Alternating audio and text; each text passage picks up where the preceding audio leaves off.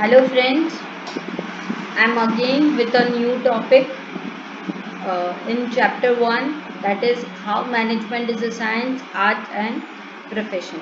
So students, what is science? You can say that science is a systematic body of knowledge. Yes, whether it is biology, it is chemistry, it is physics. Yes, it is a systematic body of knowledge. Okay, in chemistry, we all know we have equations, there are rules and principles in science. Yes, there is cause and effect relationship in science. Yes, how come? Let me take the example of the apple.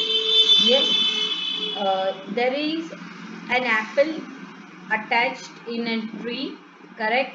And when the apple falls on the ground, correct? It will never go up, it will come down. Why?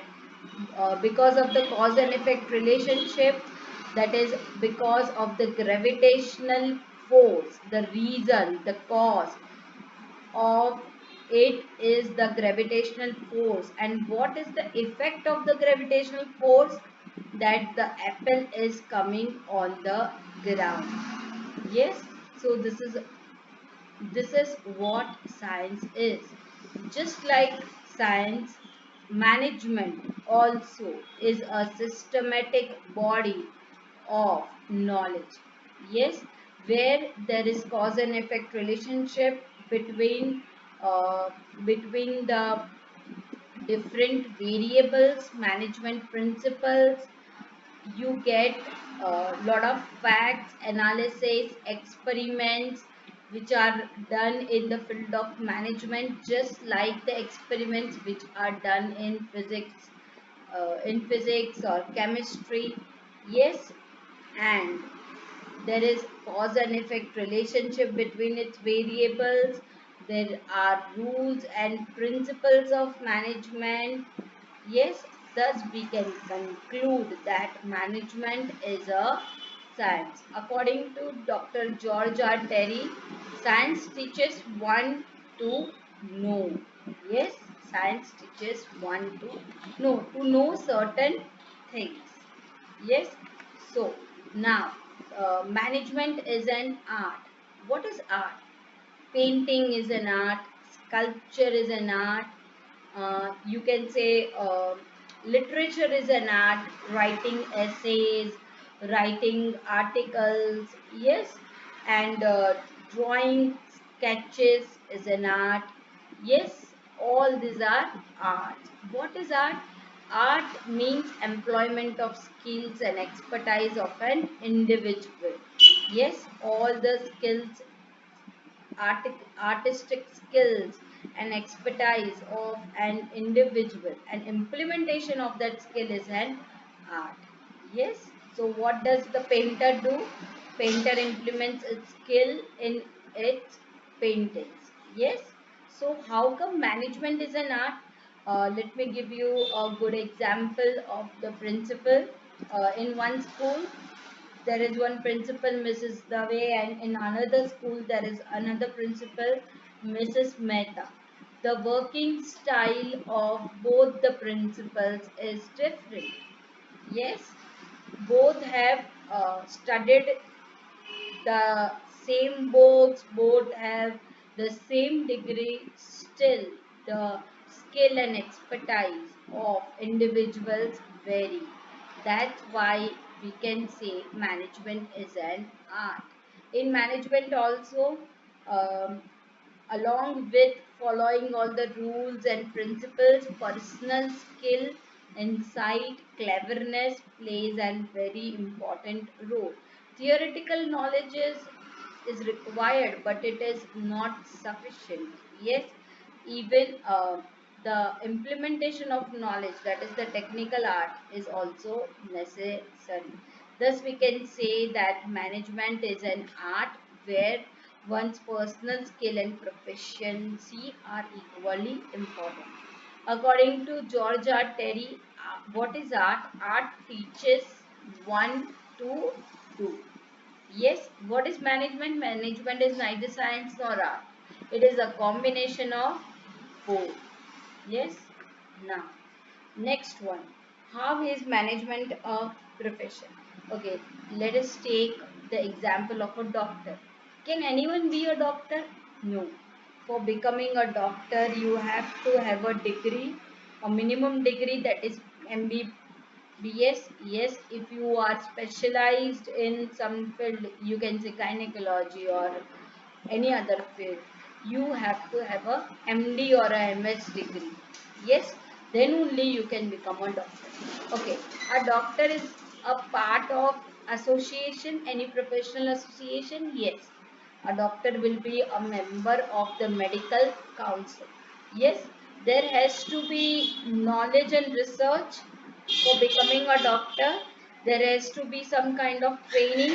Yes, they are given internship trainings and their experience is also counted. Okay, there are code of conducts. Yes, there are code of conducts to be followed by every member of the council. What is the moral responsibility?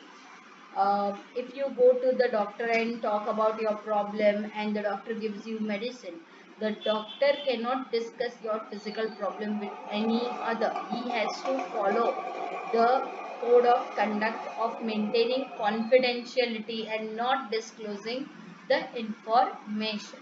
So, all these 5 points are the characteristics of profession. Now let us talk about management. Is management a profession? Okay. Is it required to have a specialized degree for management? Yes, we have degree like BPA, MBA. Okay. This both are these both are management degrees. There has to be increase in knowledge and research. Yes, there are various seminars, various training programs, internship programs, which are for enhancement of knowledge and research. Professional association. Is there any professional association? Yes. Let us take the example of IMM.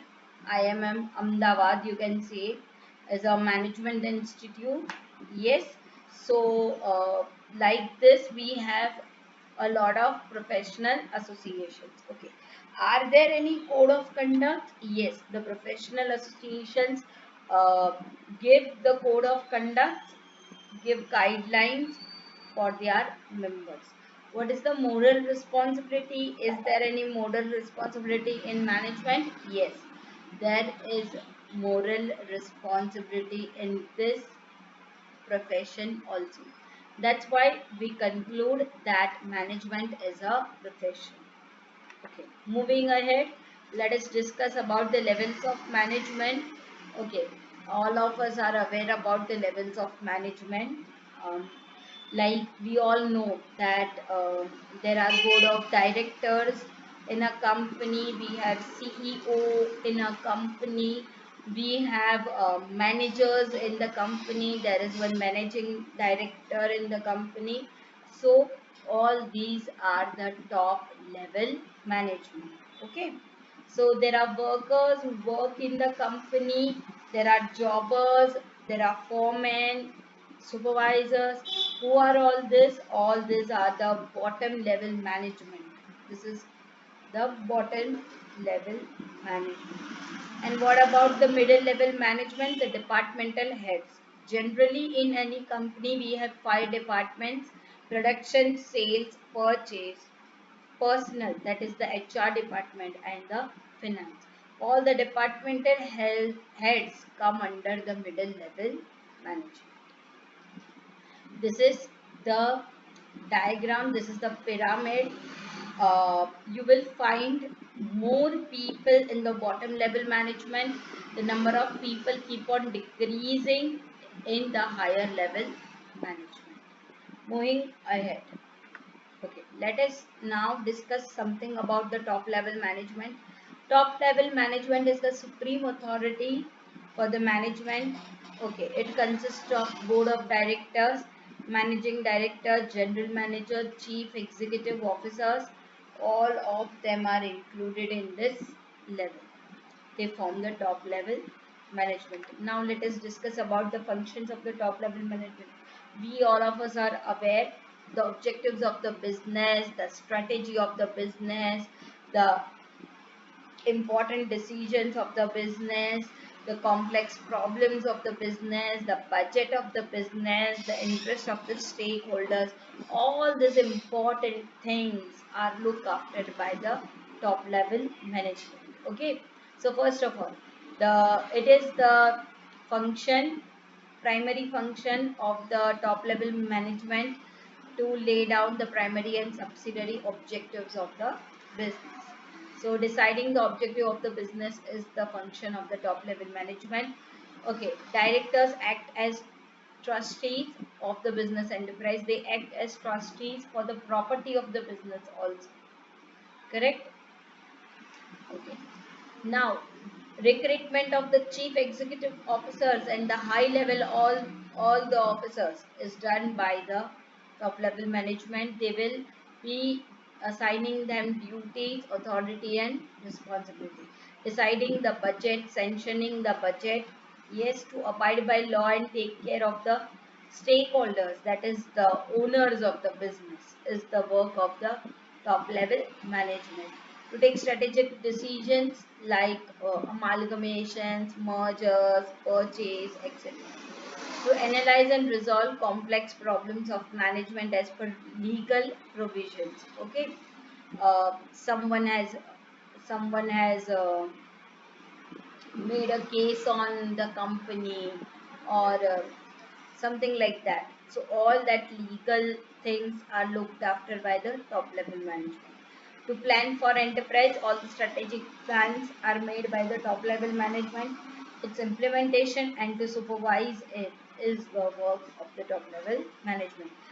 To decide upon the distribution of profit, whether to give dividend or not, the percentage of reserve fund, how to reinvest the profit, etc., is the decision of the top level management. Okay, so that after the year end, the various reports, financial reports will be prepared, and analyzing that different reports and giving instructions accordingly is the work and function of the top level management. I end my video for today. Thank you, and if you like the video, kindly subscribe my channel and press the bell icon. Thank you.